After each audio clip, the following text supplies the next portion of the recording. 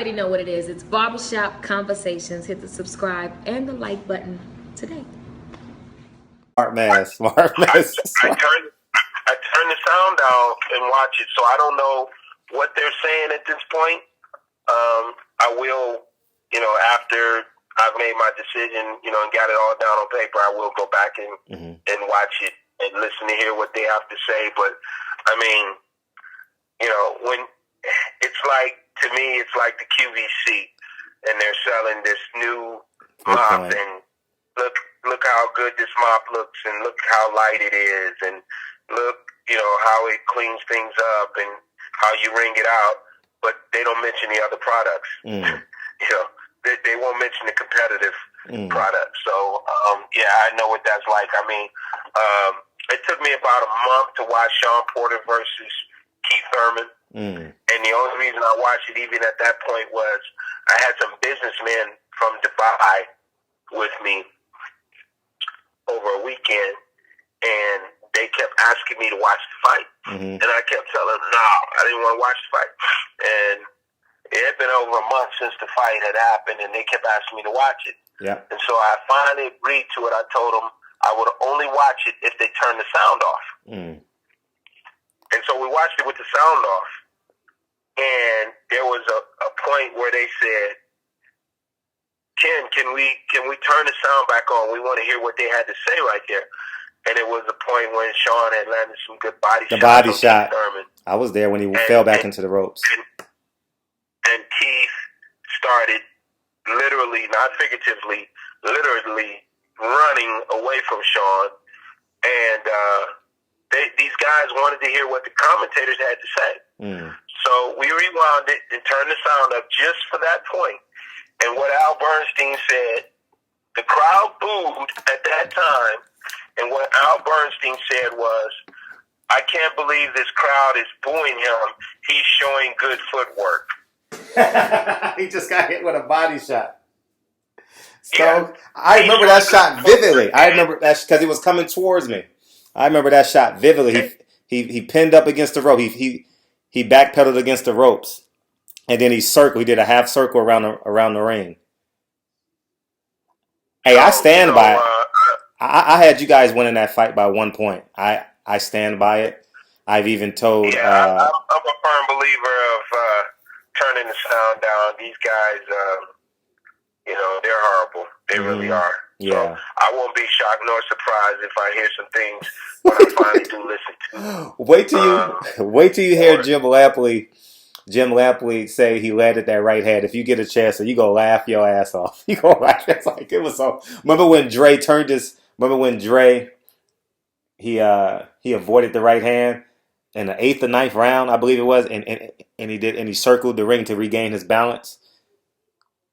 Do you remember that? Well, yeah, I do. Jim Lampley said, "Oh, hard right hand." Hard right hand. Yeah, I do remember that, and I remember earlier. I don't know what round it was. It could have been. It's got to be in the first 3 rounds. Dre went to do the stabbing jab to the body, and Kovalev threw a right hand, and he missed. I mean, he had the right attempt, but Dre was just low enough to make the punch miss just by a couple inches, and that's all it takes. Yeah. For a guy to miss a punch. And Lampley, with an exclamation point, hard right hand by Kovalev right there. Yeah, he did it so many times.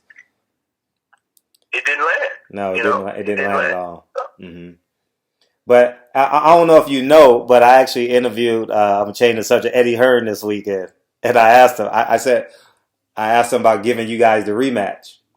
And he said, no. Yeah, I heard the little quick-witted snide remark. I was hoping I was going to run into that big head guy at some point in time at the fight and ask him, like, do you actually believe that bullshit that you said, that you schooled us? Because in reality, all you did was survive to make sure you didn't get knocked out. And the 2 guys that you fought after that were Class C fighters. Oh my And God. we happen to know that the two guys that you fought were also part of, the people that we deal with. So you didn't go up against no serious competition. Mm-mm. And then you fought a guy from your hometown, and then you came up and you fought at 160 pounds. You fought Golovkin. So the reality of the situation was you cashed out.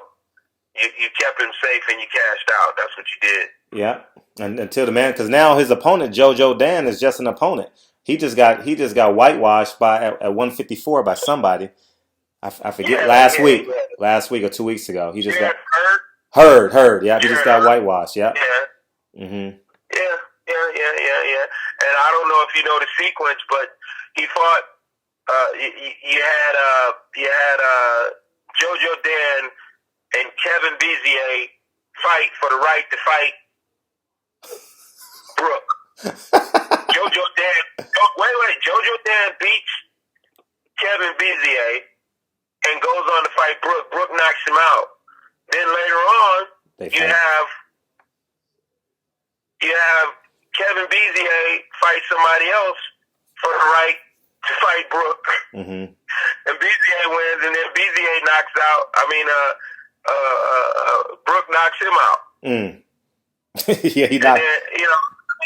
Yeah, you're right. So you did a round robin with the same two guys, mm-hmm. and both guys wound up, getting knocked out by him. I mean, it was just. Yeah, they definitely cashing out Kell Brooks. Nobody could have had it any easier than him after he won the title. And then, he fought a guy from England Frankie Gavin. There he is. Right. So, yeah, that's his little history as champion, and now he's gonna come all the way back down to 147 pounds. The reality of the situation is you're killing yourself to come back down to 147 pounds to fight Errol Spence if he does it. Because I'm still not sold on the fact that he's even going to defend the title against Errol. No, he said March. He said March in the interview, but I highly doubt that. It's going to go to purse bid and it's going to fall apart and we're going to say we couldn't agree and that's going to be the end of it. He wouldn't come over here. He didn't take the $2 million. It's going to be something like that for sure. Guaranteed. Yeah, I'm sure that something's going to happen that they not able to put it together and, then Errol will get his title, fight somebody, else for it or a vacated title or something and, I'm sure Errol will represent very well at 147 pounds. Yeah. Well, you got to see how he's handling Joshua and Brooks. It's two cash cows right now. They're not fighting anyone. That's a supreme threat. Anyone can land a sharp right hand, but I'm talking about just if you're a betting man, and you had to bet the house on something, you're betting the house on Anthony Joshua and on Kell Brooks, with the exception of the Triple G fight. You're betting that they win. So it's not. They're not in any harm's way, per se. No. It's the same recipe that he used with Brook. So now that you got all these fighters, you got all these fighters avoiding you now. What's next? What's next for you and Shawn? Oh man, I'm not feeling too positive right now this evening because the top two guys, which are Garcia and Thurman, they're fighting each other. And then the next two guys that we thought would be very good fights for us, Berto and Peterson, have no interest in taking the fight with us. And, these are your top five guys, your Shawn Porter, your Keith Thurman, Danny Garcia, Andre Berto, Lamont Peterson. What we're looking at underneath that doesn't look good at all because, Pacquiao is Pacquiao. He's with Top Rank, so that's not happening. Bradley is looking to get more money than, at this point, they're willing to pay him. I'm quite sure that he's trying to, take care of his family and look at, life after boxing. And it's just not there. And we can't take any, we're not going to take any short money to fight anyone at this point. How about a Samuel Vasquez?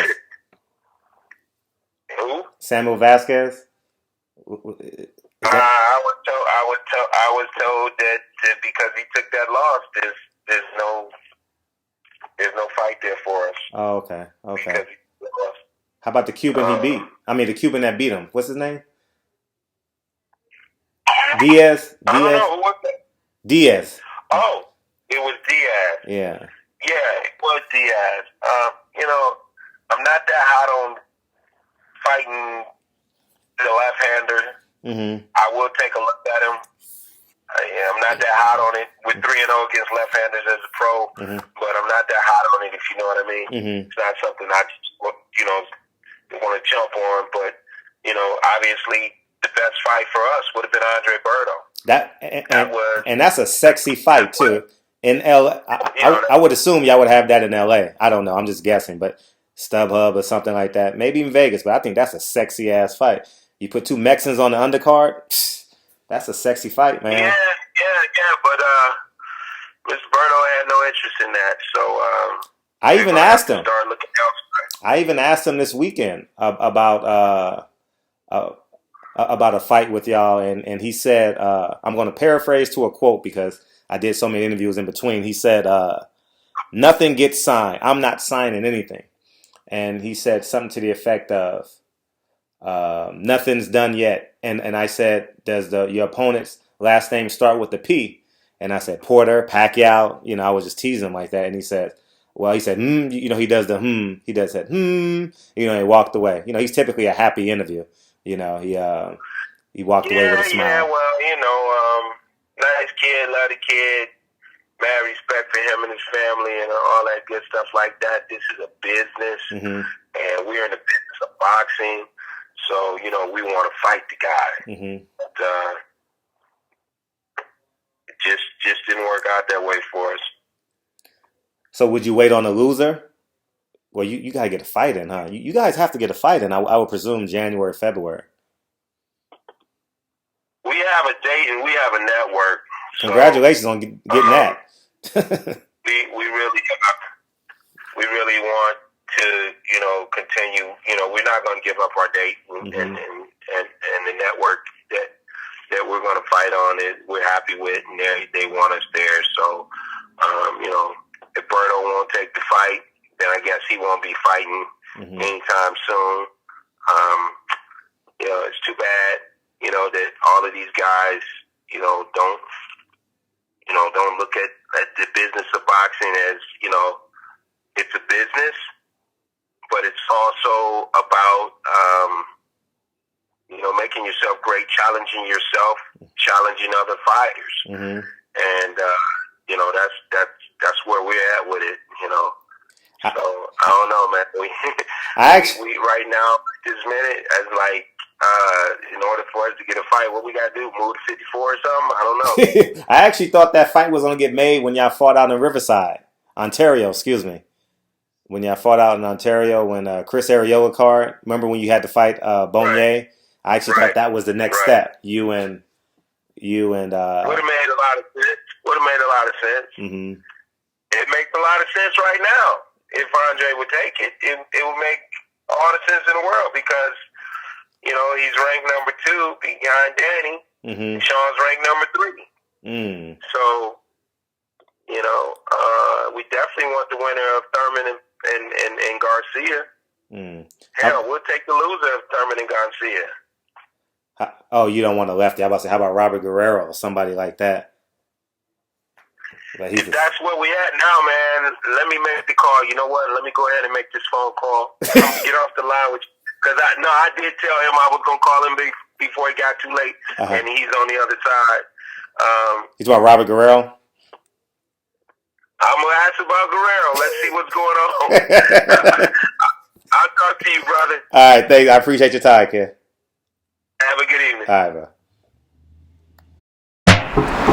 Hey guys, it's your girl Angie. You're watching Barbershop Conversations. Make sure to click the button below to subscribe, like the video. Don't like it, leave a comment. You can also follow me at Angelica Curtis on Instagram. See you soon.